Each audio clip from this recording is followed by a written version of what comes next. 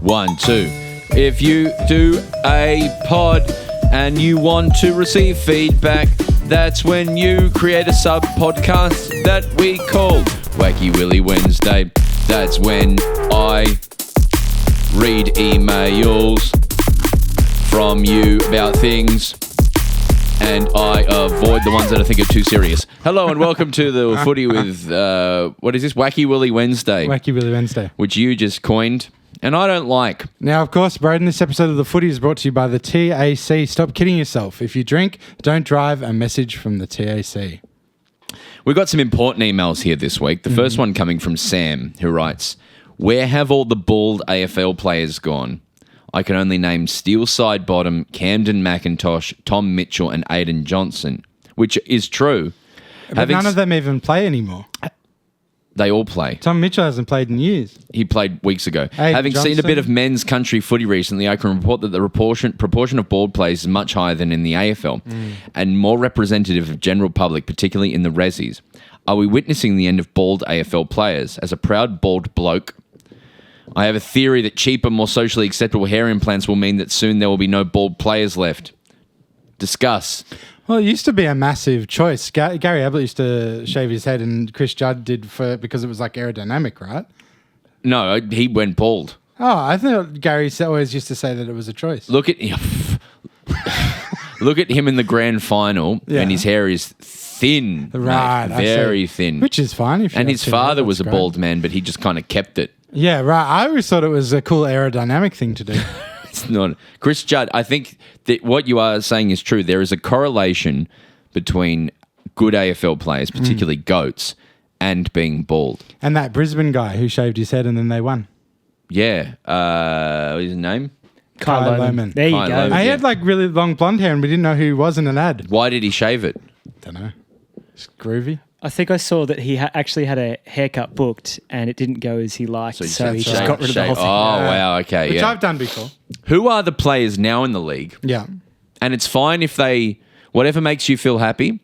But I would just say being bald makes me happy. Yeah. There was an article in The Guardian the other week where a guy it was an opinion piece about being bald and how he what it means to him. Mm-hmm. And he quoted the people he looks up to and he quoted The Rock and me. Yeah. I look up to you as well. But you have a full head of hair. Yeah, and I don't like it. Maybe I should shave it all off. I'm always in flux. But it's a good point. I wonder Max Gawn, I would say, is also bald. Yeah, very, yeah. I would say, who are the players in the AFL who've had a fake head put in? Oh, I don't know. LeBron, obviously. He doesn't play in the AFL. No, but he plays. He has like a toupee sort of plays glued on thing, which is fine. He's just come out and with complete bald. Has he? He Awesome. did. He showed up to a thing the other day, and he looks fucking fantastic. He looks so much better. Yeah, he's so much better. I think if you want to do a fake hair, that's great, and if you want to be bald, that's great. But yeah, what I don't like, and I'm kind of glad that the sponsorship didn't go through, is places that frame themselves as men's health organizations who talk about things that affect men and then put baldness in as a that's a thing you can get done, but then it's also just this I hate. It's cosmetic, not health, right? Yeah. Is that what you mean? I think so. It hasn't affected my health apart from I buy more sunscreen for my noggin. Yeah, no, I've never thought about it that way. But you're right. It's a cosmetic thing. They have ads on TikTok. Some of them are like, ever notice that the bald goats are all gone and like shots of Michael Jordan and stuff? I was like, stop trying to frame this as cool, fuckwit. Stop trying to sell something. It's probably more in the veneer category, isn't it? Yeah, exactly. Well said, Sam. I think bring them back. And if they don't start coming back naturally, you hold down Nick Dacos and shave his head. Will Ashcroft, for example, who is dyeing his hair blonde on top of blonde. Oh, right. Just to be like electric blonde. I don't know. I was sitting in front of the boy and I asked him and he was like, oh, it's just, it looks cool. It looks cool. And I said, you kids today. Is that an email from my friend Brianna, who married my friend Ethan? I think it is. Yeah, well, she's talking about how the Rye is the best out of that diving. No way, Rye is the best out of that diving list from last week. Okay, I remember the diving list.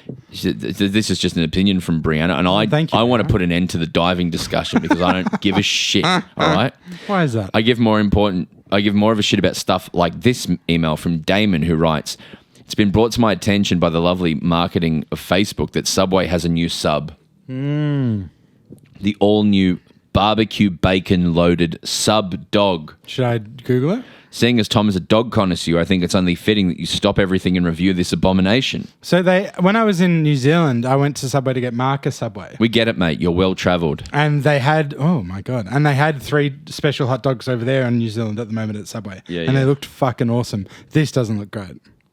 No, thank you. They're doing a hot dog, which I think is really bold and interesting. Mozzarella, smoky bacon, pineapple, red onion, smoky barbecue sauce. No, thank you. No interest. No interest whatsoever. Also, I'm not eating bread at the moment.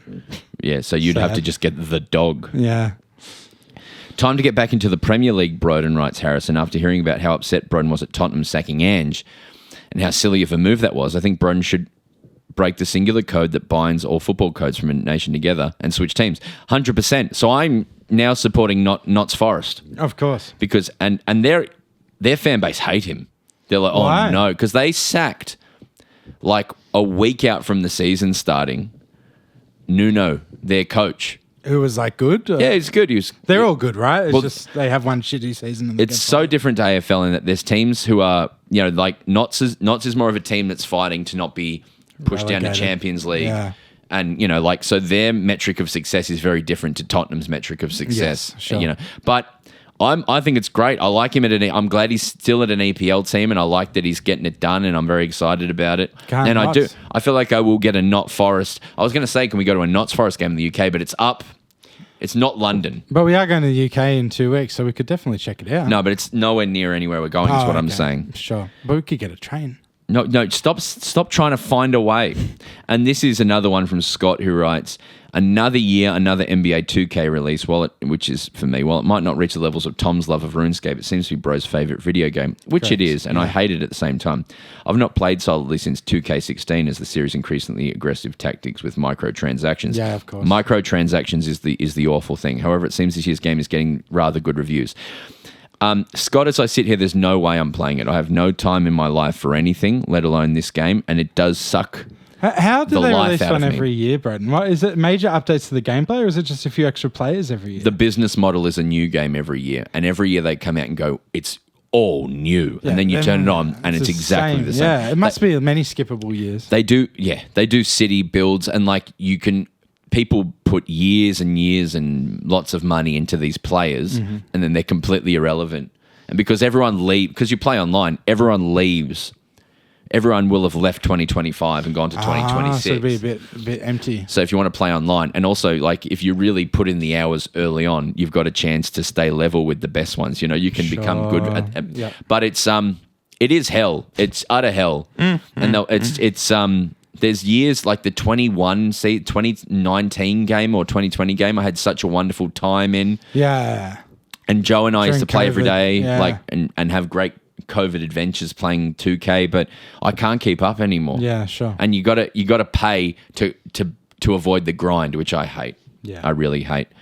These are all great emails. I'm just jumping around from that, but it's Alex, I'm just reading an email. Did I go to school with this guy? I remember this name. I don't think I did. Don't read out their last name, but Alex, if you went to school with Broden, email in. Pizza Hut 90s.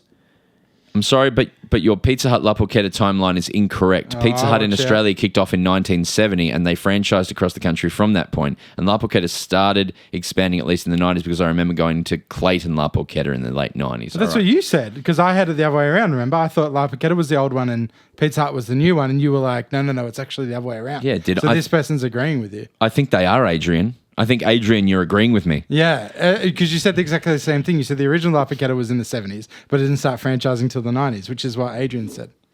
Yeah, Adrian. Nick's done a weird one again. Should I read this? Yeah, sure. Let's Top 8 volcanoes. Okay, all right. 8, Fuji. Okay. So I guess it's extinct. It's dead volcanoes. Sure, as well. sure. Oh, no, is Fuji a live volcano? I mean, technically they're all just in dormant, right? Well, there's that one out of Bandura, which was supposedly an ancient That was a Smorgies, mate. volcano. That was not a real one. The volcano in Bandura was a Smorgies. There's a Smorgies there. There was a Smorgies there because it was a volcano. Ah, that's cool. 8, Fuji. Yeah. 7, Krakatoa, Java. This place you can still visit the Goda volcanoes. Oh, okay. 6, Mount Barney, Scenic Rim in southeast Don't Queensland. know that. Etna in Sicily at number 5.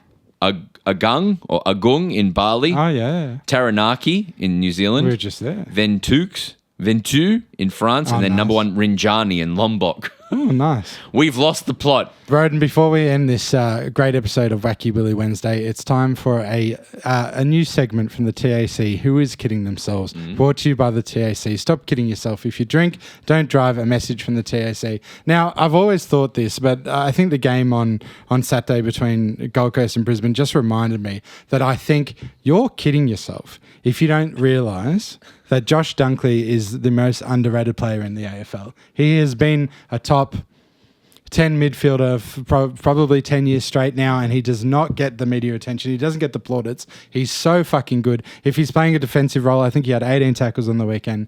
He's just a bloody superstar, and I think if he was still at the Bulldogs, he'd probably be their second best midfielder after Bontempelli, I guess, but he just doesn't get the love that he deserves. I think he's so fucking good. Most ever tackles in a final, Tom. Really? Josh Dunkley, 18 tackles. There you go. Unbelievable footballer. Yeah. Thank you, Tom. I'm ending Wacky Willy for now. Please send in your unhinged emails and I will read them out. We'll speak soon. Bounce that pill. Wacky Willy Wednesday.